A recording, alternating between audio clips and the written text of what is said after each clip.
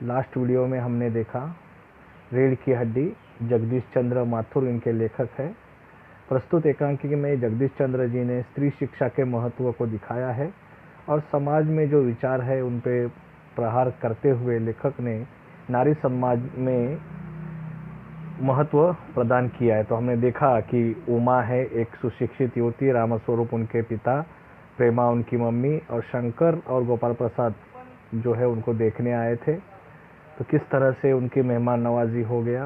वो खुद पढ़े लिखे थे लेकिन कम पढ़ी लिखी या अनपढ़ जो है उनको बहू चाहिए थी, इसलिए यहाँ पर लड़की दिखाने का देखने का प्रोग्राम जो है यहाँ पर लास्ट वीडियो में हमने देखा। तो किस तरह से उन्होंने मेहमान नवाजी की और उनके चाहते हुए अपनी लड़की को उन्होंने पढ़ी हुई है ऐसा बताया नहीं है, कुछ बातें छुपाने की कोशिश की है। उसके बाद में खूबसूरत लड़की का होना बहुत ज़रूरी है ऐसा शंकर और गोपाल प्रसाद मानते हैं।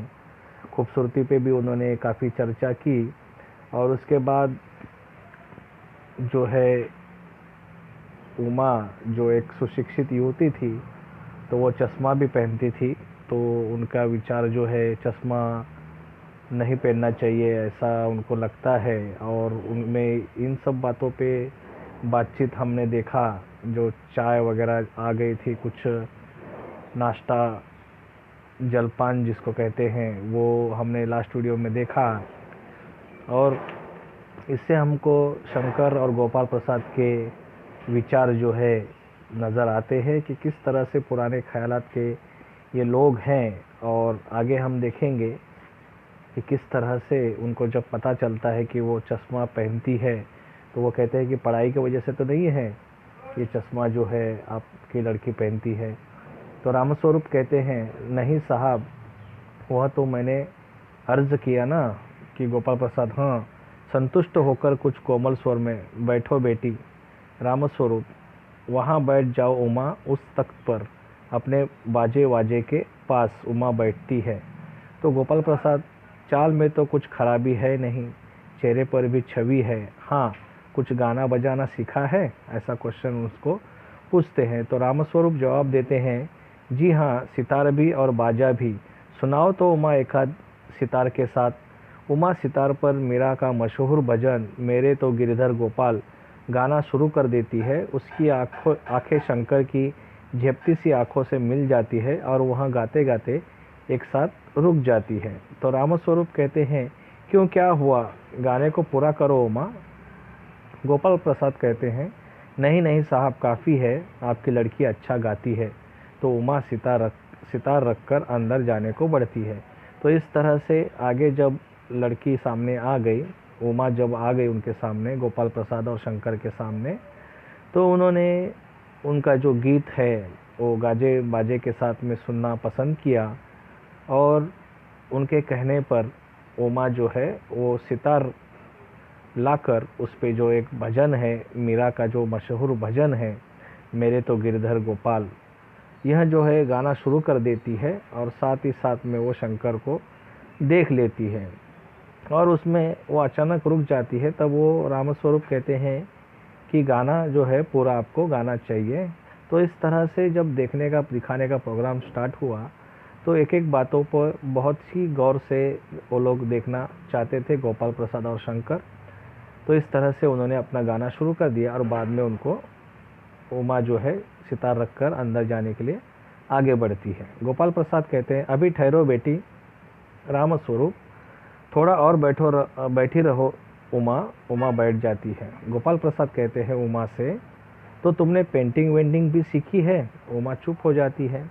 रामस्वरूप कहते हैं हाँ, वह तो मैं आपको बताना भूल ही गया, यह जो तस्वीर टंगी हुई है कुत्ते वाली, इसी ने बनाई है और वह उस दीवार पर भी।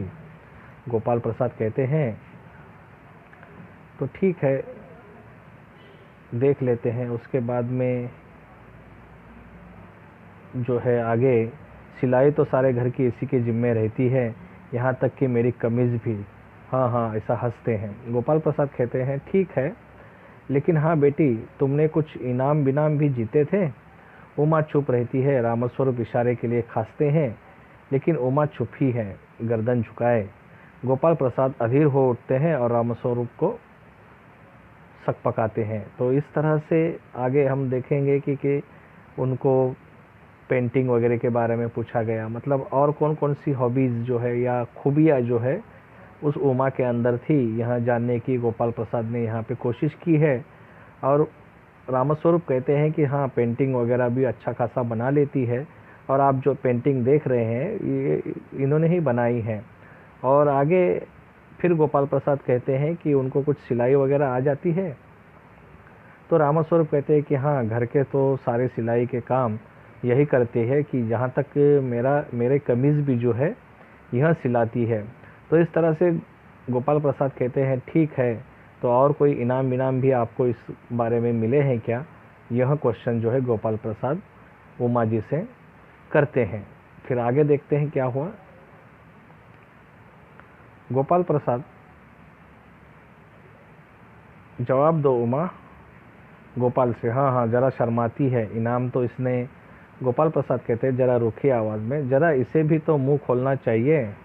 रामस्वरूप, उमा देखो आप क्या कह रहे हैं, जवाब दो ना। उमा कहती है हल्की लेकिन मजबूत आवाज़ में, क्या जवाब दूँ बाबूजी? जब कुर्सी मेज बिकती है तब दुकानदार कुर्सी में से कुछ नहीं पूछता, सिर्फ खरीदार जो दिखला देता है, पसंद आ गई तो अच्छा है, वरना तो। अभी इस बातों पे उमा को थोड़ा सा गुस्सा आ जाता है।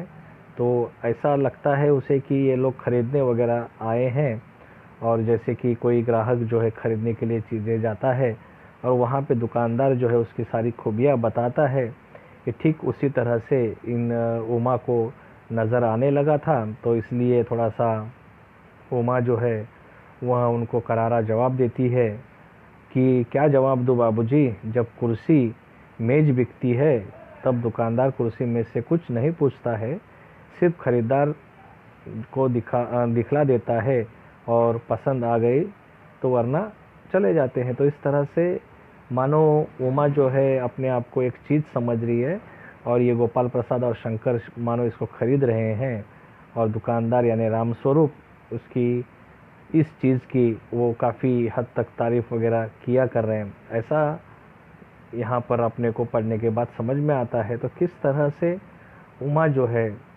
वो काफ़ी डिस्टर्ब हो जाती है, गुस्सा आ जाता है उसे, कि किस तरह से एक बाज़ार में जो चीज़ होती है बिकने के लिए, तो ये लोग मेरा मोलताल भाव कर रहे हैं, ऐसा उसको इनकी बातों से, इनकी हरकतों से नज़र आता है। और आगे रामस्वरूप कहते हैं, चौंक कर खड़े हो जाते हैं, उमा उमा। उमा कहती है अब मुझे कह देने दीजिए बाबूजी। गोपाल प्रसाद थोड़े से ताव में आकर कहते हैं, बाबू रामस्वरूप, आपने मेरी इज्जत उतारने के लिए मुझे यहाँ पे बुलाया था। उमा ज़रा तेज़ आवाज़ में कहती है, जी हाँ, और हमारी बेइज्जती नहीं होती जो आप इतनी देर से नापतोल कर रहे हैं। नापतोल यानी जो भी आप मुझे गिन रहे हैं या तौल तौल के बातें कर रहे हैं या पूछताछ कर रहे हैं। शंकर कहते हैं, बाबूजी चलिए। गोपाल प्रसाद, क्या तुम कॉलेज में पढ़ी हो? रामस्वरूप चुप हो जाते हैं। उमा कहती है, जी हाँ, मैं कॉलेज में पढ़ी हूँ, मैंने बीए पास किया है, कोई पाप नहीं किया, कोई चोरी नहीं की, और ना आपके पुत्र की तरह लड़कियों के हॉस्टल में ताक झांक कायरता दिखाई है। मुझे अपनी इज्जत, अपने मान का ख्याल तो है, लेकिन इनसे पूछिए कि ये किस तरह नौकरानी के पैरों में पड़कर अपना मुँह छुपाकर भागे थे। तो इस तरह से उमा काफ़ी क्रोधित हो उठती है, क्योंकि उसने शंकर को अपने कॉलेज के आसपास घूमते हुए देखा था कि किस तरह से लड़कियों के हॉस्टल में ताक-झाँक करता है ये शंकर। तो ये सारी पोल जो है वो उनके पिताजी के सामने और अपने खुद के पिताजी के सामने खोलती है। तो शंकर का जो कैरेक्टर है वो उमा काफ़ी अच्छी तरीके से जानती थी, और वो कहती है कि मुझे अपनी इज्जत और अपना मान का ख्याल तो है, लेकिन इनसे आप पूछिए कि ये किस तरह नौकरानी के पैरों पे पड़कर अपना मुंह छुपाकर भागे थे। तो इस तरह से उमा जो है शंकर की कुछ बातें बताती है, और इन बातों से गोपाल प्रसाद को पता चल जाता है कि ये लड़की जो है पढ़ी लिखी है, और इनको तो पढ़ी लिखी नहीं चाहिए थी क्योंकि इनका अलग रवैया रहता है, ऐसा वो उनका कहना है। रामस्वरूप, उमा उमा। गोपाल प्रसाद खड़े होकर गुस्से में, बस हो चुका। बाबू रामस्वरूप, आपने मेरे साथ दगा किया। आपकी लड़की बीए पास है और आपने मुझसे कहा था कि सिर्फ मैट्रिक तक पढ़ी है। दरवाजे की ओर बढ़ते जाते हैं। उमा कहती हैं, जी हाँ, जाइए, ज़रूर चले जाइए। घर जाकर जरा यह पता लगाइए कि आपके लाडले बेटे की रीढ़ की हड्डी भी है या नहीं, यानी बैकबोन। बाबू रामगोपाल प्रसाद के चेहरे पर बेबसी का गुस्सा है और उनके लड़के के रुलासापन दोनों बाहर चले जाते हैं। उमा सहसा चुप हो जाती है। तो इस तरह से ये आपने कहानी समझ में आ गई होगी आपको कि किस तरह से आज समाज में स्त्री शिक्षा को इतना महत्व नहीं दिया जाता है। पढ़ी लिखी होने के बावजूद भी रामस्वरूप ने अपनी लड़की पढ़ी लिखी है यह बात छुपाई, और जो लोग उनको देखने आए थे, शंकर और गोपाल प्रसाद, इनको भी पढ़ी लिखी लड़की नहीं चाहिए थी क्योंकि इनके विचार ही कुछ ऐसे थे जिनका कहना है कि अगर लड़की पढ़ी लिखी हो तो वो अपना ही चलाएगी, किसी की बात सुनेगी नहीं, वो हर बात का विरोध करेगी, ऐसा उनका मानना था। लेकिन इस कहानी के माध्यम से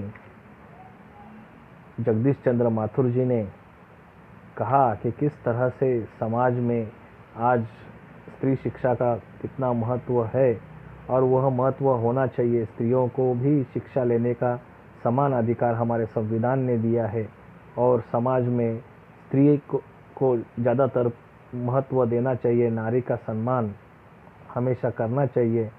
ये सब बातों पे इस कहानी के माध्यम से उन्होंने बताया है कि किस तरह से समाज में आज ऐसे भी कई लोग हैं जो स्त्री शिक्षा का विरोध करते हैं, और स्त्री का यानी नारी का सम्मान जो है आज भी लोग कुछ हद तक नहीं करते हैं। खुद पढ़े लिखे होते हैं लेकिन उनकी जो घर पे औरत चाहिए उनको, या पत्नी चाहिए, वो ज़्यादा पढ़ी लिखी न हो, ऐसा समाज में विचार फैला हुआ है।